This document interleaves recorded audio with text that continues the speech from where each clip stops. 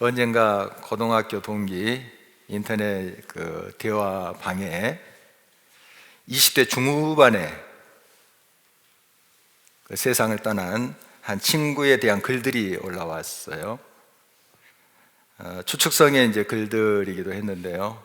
그 중에 또 몇 가지는 이 친구가 자살했을 것이다, 또 조금 더 나가서 자살한 것으로 안다 하는 글도 있습니다. 전교 1등이었던 그 친구는 공부뿐만 아니라 철학과 문학, 특히 시에 참 관심이 많았습니다. 한 번은 수업 시간에 슬그머니 밖으로 나가더니 없어졌어요. 나중에 물어봤더니 산에서 시 쓰고 왔대요. 수업 시간에 이제 사르트르, 쇼펜하우어를 읽다가 또 걸려서 혼난 적도 있었습니다. 정말 비상하고 생각이 깊었습니다. 그 친구가 농담을 하거나 실없는 소리로 웃기거나 하는 그런 소리를 들어본 적이 없어요. 항상 진지하고요. 정말 뭔가 고민하고 또 몸부림치는 그런 이제 모습이었는데요. 제게 정말 주옥 같은 시라고 하면서 보들레르의 악의 꽃이라는 시집을 주고 읽어보라 했어요. 저는 무슨 말인지 모르겠더라고요. 여기 무슨 감흥도 별로 없어서 조금 몇 개 읽다가 그냥 그만두었습니다. 서로 다른 중학교를 나와서 고등학교에 들어와서 이제 알게 된 친구인데요. 2학년 말이나 3학년 초쯤 됐을 거예요. 그가 먼저 제게 다가왔습니다. 그래서 정말 친하게 지냈는데요. 문학과 철학에 그나마 관심을 갖게 된 것은 그 친구의 덕이라고 할 수가 있습니다. 어느 정도 친하게 되자 저는 그 친구에게 예수님을 전하기 시작했어요. 예수님에 대해서 이제 이야기하고 교회 생활에 대해서 좀 이야기를 했습니다. 그랬더니 예수님은 존경하지만 교회 싫다, 아주 정색하면서 이야기하더라고요. 그리고 신랄하게 교회를 비판하는 거예요. 교회가 이러이러해서 나는 싫다. 이렇게 이야기하니까 그 다음부터 교회 이야기 꺼내기 어렵더라고요. 친구지만 다른 이야기로 이제 대화를 했지요. 그래서 이런 생각이 들었습니다. 다른 친구들은 몰라도 이 친구는 예수 믿기 참 힘들겠다, 그런 생각이 있어요. 생각이 너무 분명하고 주관이 뚜렷하니까 예수님을 주님으로 영접하기 참 이 친구는 어렵겠다, 그런 생각을 해떨었습니다. 대학교에 들어간 지 얼마 후에 그 친구가 제 기숙사로 불쑥 찾아왔어요. 그리고 예수님 믿겠대요. 정말 상상하지도 못한 일이 일어났습니다. 그래서 제가 얼른 그 다음 주부터 제가 다니는 교회로 인도를 했죠. 그 교회에 가서 이제 성경 공부도 하고 양육도 받고 또 시간이 지나서 청소년부 교사도 했습니다. 대학을 졸업하자마자 이제 고등학교 선생이 됐는데 그 고등학교에 들어가서 학생들을 모아서 기독 동아리를 만들었어요, 자기가. 그리고 그들을 또 지도하고 했습니다. 그런데 입시철이 막 지나고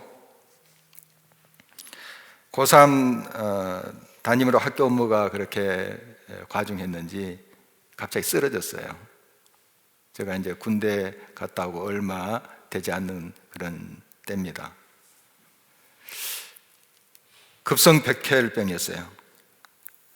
저는 병상 옆에 이제 계속 있으면서 성경 말씀을 많이 읽어줬습니다. 특별히 시편 말씀 많이 읽어줬고요. 기도하고 그럴 수밖에 없었죠. 뭐 제가 할 수 있는 일이 없었습니다.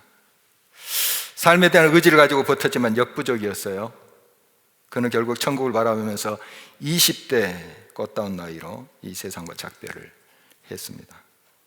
저는 동기 대화방에 그 친구가 어떻게 20대를 살았으며 어떻게 생을 마감했는지 자세히 썼습니다. 사실 동기들이 고등학교 때 본 그 친구의 모습은 천재성을 가진 염세주의 철학자, 바로 그것이었습니다. 그때 모습만 보면 그 친구가 자살했을 거라는 추측은 자연스럽게 할 만합니다. 그러나 그들은 그가 예수님을 만나고 얼마나 밝고 멋진 20대를 살았는지 잘 몰랐던 것이죠. 고등학교 시절 저 역시 그 친구가 그렇게 예수님의 사람으로 변화될 줄 상상조차 못했으니까요. 모든 것이 다 끝난 것처럼 보였습니다. 제자들도 이제 도망가 버리고요. 그동안 보였던 이미지와는 달리 이제 십자가에서 몸부림치며 괴성과 거친 말을 쏟아부을 것 같던 그 예수를 기대했던 구경꾼들. 그런데 예수님이 십자가에서 몇 마디 말씀 안 하셨어요. 그리고 거의 침묵하신 거, 한 6시간 정도 달리신 것으로 보이는데요. 그 오랜 시간 동안 그 십자가 쇼를 봐야 되는데 막 몸부림치면서 괴성 지르면서, 때로는 어떤 죄수들은 고통을 잊기 위해서 음란패설도 했대요. 그러면 밑에서 그걸 구경하면서 깔깔대면서, 그게 쇼거든요. 그 당시에 예수님의 십자가의 쇼가 재미가 없는 거예요. 그래서 사람들도 흩어져 버렸습니다. 그리고 아리마대 요셉이나 니고데모 같은 사람, 공의의 의원이었습니다. 굉장히 지위가 있었던 사람들인데 이들도 잠잠히 예수님을 따랐던 사람들이에요. 마지막 예수님께 존경과의 예의라고 생각하고 예수님의 장사를 치렀죠. 심지어 예수님의 곁을 떠나지 않았던 갈릴리의 여인들, 이들도 예수님이 부활하실 줄은 몰랐어요. 꿈에도 생각하지 못했습니다. 안식일이 지나고 그 다음 날이 되었습니다. 새벽에 막달라 마리아 등 갈릴리 그 여인들이 예수님의 무덤으로 갔습니다. 아직 날도 어둡고 유대 병력들이 무덤을 지키고 있다는 것 왜 모르겠습니까? 다 알고 있었습니다. 그리고 무덤이 큰 돌로 막혀 있다는 거 알고 있었습니다. 그러나 이게 불가능할 거야 하면서 주저앉고만 있지 않았어요. 여인들은 갔습니다. 발을 내디뎠어요. 무덤으로 향했습니다. 그것에 다다르자 땅에 큰 지진이 일어났고 주의 천사가 하늘로부터 내려와서 무덤의 돌을 굴려내고 그 위에 앉아 있었습니다. 천사의 형상 번개같고 그 옷은 눈같이 희게 빛났다고 기록되어 있습니다. 무덤을 지키던 자들은 무서움에 떨며 죽은 사람같이 굳어 있었고요. 갈릴리 여인들도 그 광경 앞에 무서워 떨고 있었습니다. 이때 그들을 향한 천사의 말이 들려왔습니다. 본문 5절 6절 말씀입니다. 천사가 여자들에게 말하여 이르되 너희는 무서워하지 말라. 십자가에 못 박힌 예수를 너희가 찾는 줄을 내가 아노라. 그가 여기 계시지 않고 그가 말씀하신 대로 살아나셨느니라. 와서 그가 누우셨던 것을 보라. 정말 믿을 수 없는 그런 말이었습니다. 상상치 못한 그 광경이 지금 눈앞에 펼쳐지고 있는 것입니다.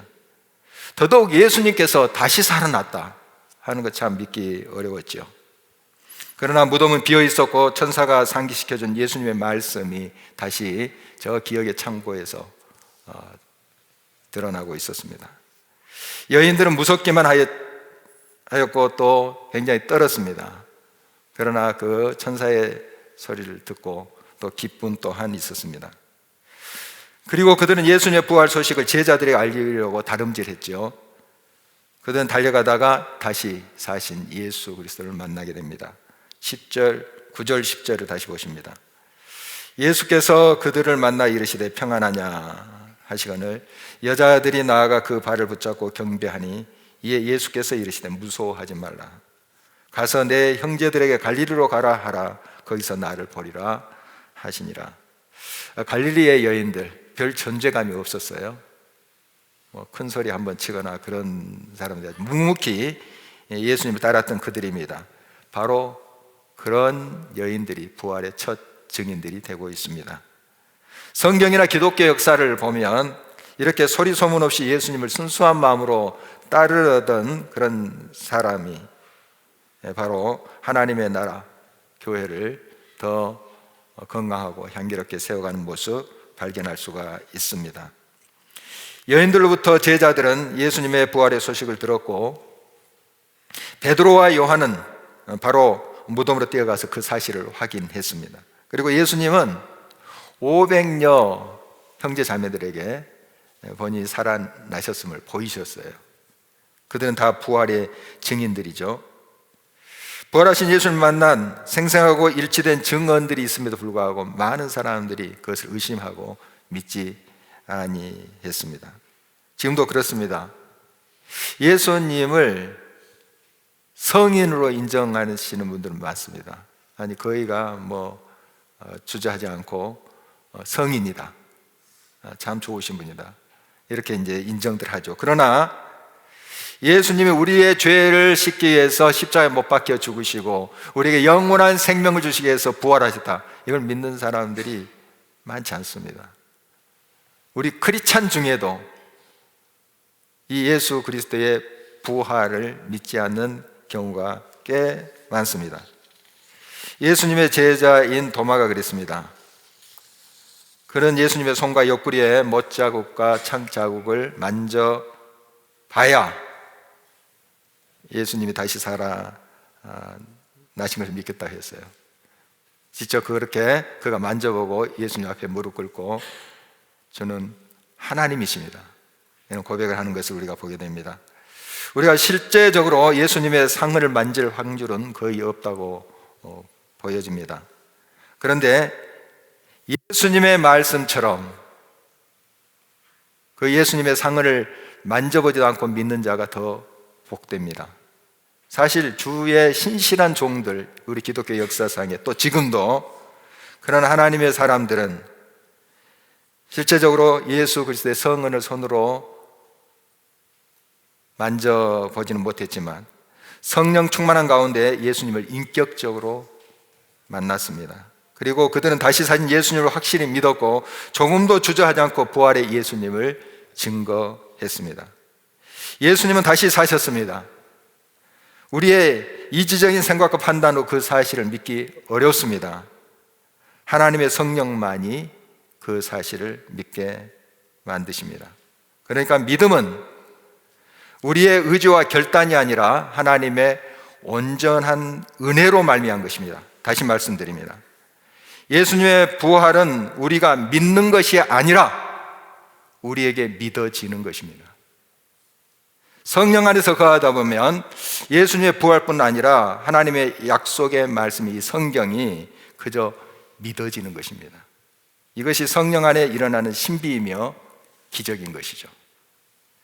부활하신 예수님은 하늘로 다시 오르시기 전에 제자들에게 다음과 같이 분부하셨습니다. 18절, 20절 우리가 많이 묵상하는 말씀입니다. 예수께서 나와 말씀하여 이르시되 하늘과 땅의 모든 권세를 내게 주셨으니 그러므로 너희는 가서 모든 민족을 제자로 삼아 아버지와 아들과 성령의 이름으로 세례를 베풀고 내가 너희에게 분부한 모든 것을 가르쳐 지키게 하라. 볼지어다 내가 세상 끝날까지 너희와 항상 함께 있으리라 하시니라. 부활하신 우리 예수님은 그의 영 곧 성령으로 우리와 지금도 함께 하십니다. 성령 안에서 부활이 믿어지고 고백되는 은혜가 여러분에게 있기를 바랍니다. 우리가 예수님을 주님으로 고백한다는 그 사실 자체가 성령이 우리 가운데 계시다 하는 증거인 것입니다. 바로 그 성령께서 우리가 바로 부활의 증인임을 인치시고 확증하신다는 것입니다. 느끼든 느끼지 못하든 예수님의 사람인 저와 여러분은 다 같이 부활의 증인인 것입니다. 사실입니다. 우리가 때로는 이것을 잘 느끼지 못하기 때문에 그렇죠. 역사상에 분명히 일어난 사실이에요. 사실을 믿자는 거죠. 그래서 우리가 적은 믿음이라 할지라도 이 사실을 이야기하는 거예요. 겨자씨만한 믿음, 때로는 의심도 가지만, 그러나 이 사실을 우리가 고백하면서 전하는 것입니다. 그 뒤에 하실 분은 성령님이세요. 성령님이 하세요. 주님이 역사하시는 것을 확인할 때 세상이 알 수도 없고 줄 수도 없는 참 기쁨을 우리가 또 맛보게 될 것입니다. 이번 한 주간 적어도 한 명 이상에게 좀 이렇게 해보지 않으시겠습니까? 글이나 또 문자도 좋습니다. 그림, 또 노래해도 괜찮아요. 가서 핸드폰으로 노래 불러도 괜찮고요. 한번 전해 보시기 바랍니다. 예수님 다시 사셨다고. 사셨네, 사셨네, 예수님 다시 사셨네. 찬양해도 좋습니다. 한 명 이상 꼭 해보십시오. 우리 많이 믿음이 부족하기도 합니다. 또 부활에 대한 확신이 적을 수도 있어요. 그러나 사실을 이야기해보자는 거예요. 있는 일, 그 있었던 일, 또 지금도 역사하시는 우리 주님, 성령 안에서 고백할 때 그 다음에 하실 분은 성령님이세요. 성령님이 역사하십니다. 앞서 말씀드린 저희 친구가 예수님 영접할 거라고는 저는 고등학교 때 정말 상상하지도 못했습니다. 이 친구만큼은 진짜 예수 믿기 힘들겠구나. 물론 기도했죠. 그 친구가 예수 믿기를 기도했지만은 믿는 기도가 아니었던가 봐요. 그렇게 내 마음속 깊은 곳에 이 친구는 참 예수님 영접하기가 힘들겠구나, 그런 결론을 가지고 있었습니다. 그런데 많이 서툴고 부족했지만 제가 던진 한마디의 전도의 말, 그 당시에는 이제 거부하고 교회에 대한 비판의 말로 돌아왔지만 그것이 작은 씨앗이 되지 않았을까, 저는 그렇게 믿고 있습니다. 서툴었지만, 내가 부족했지만 내가 던진 그 전도의 말, 그게 능력이 있는 것입니다. 그 복음이 능력이 있는 것입니다. 내가 대단한 믿음이 있어서 그 친구의 마음을 변화시키고 새롭게 하고 감동시켜서 그가 예수님께 돌아온 것이 아니란 사실이죠. 부족했지만 내가 던진 전도의 말 한마디, 그게 씨앗이 됐습니다. 오랫동안 묻혀 있었어요. 땅에 있으니까, 땅 속에 있으니까 안 보였어요. 일이 일어나지 않는 듯 싶었습니다. 그러나 때가 되어 그것이 싹이 트고 또 꽃을 피는 것을 제가 확인할 수가 있었습니다. 그를 젊은 나이에 천국으로 부르신 이유를 저는 다 알 수 없습니다. 그러나 이것만은 확신합니다. 그가 남긴 그 아름다운 이야기 항상 내 마음에 남아있고요, 그를 아는 사람들에게 남아있으라 봅니다. 또 우리 고등학교 동기들, 아직 예수 그리스도를 알지 못하고 또 만나지 못하는 동기들도 있을 건데요, 많을 건데요, 그들에게 암암리에 그들의 마음밭에 그 씨앗이 심겨져 있으라고 봅니다. 그런 소망을 가지고 또 기도하고 있습니다. 우리 모두는 부활의 증인들입니다. 우리가 대단한 체험이 있어서 증인이 되는 것은 아닙니다. 예수 그리스도의 살아나심을 우리가 조그만 믿음이라도 그것을 가지고 나눌 때 성령께서 역사하십니다. 하나님께서 역사하십니다. 하나님께서 일하신 것을 여러분들이 보게 될 것입니다. 이것이 성령의 역사구나, 나의 의지와 나의 결단이 아니라 이것이 하나님이 하시는 일이구나, 여러분이 고백하게 될 것입니다. 여러분, 성경에 보면은 이런 기록들로 가득 차 있어요. 이스라엘 백성들이 대단했습니까? 아브라함도 참 비겁하게 자기 아내를 누이라 속이면서 자기 목숨을 위해서, 부지하기 위해서 거짓말하지 않았어요? 그런 사람이에요. 그러나 하나님 말씀 순종했습니다. 하나님이 그를 통해서 역사하신 거 아니에요? 홍해 어떻게 갈라졌습니까? 요단강 어떻게 갈라졌습니까? 이스라엘 백성들이 물을 푸고 그것을 갈랐습니까?